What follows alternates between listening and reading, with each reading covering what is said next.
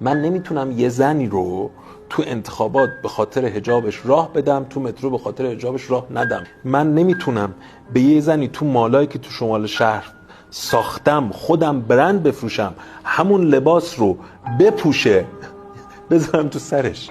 مگه مسخره کردم؟ مگه آستان قدس رضوی مال نساخت؟ تو مال چی میخرن؟ پشمک حاج عبدالله یا نایک؟ باور کن مصرفگرایی که تو تهران هست در شانزلیزه پاریس نیست. حجم عملای زیبایی که تو اسلام شهر ما هست و کلینیکای زیبایی که تو اسلام شهر هست از کلینیکای زیبایی توی کالیفرنیا بیشتره.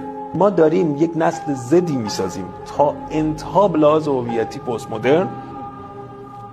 تو مدرسه بهش امام علی درس میدیم.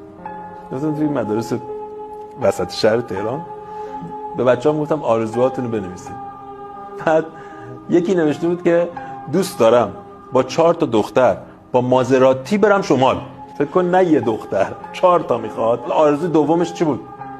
حضرت علی روز قیامت شفاعتم کند.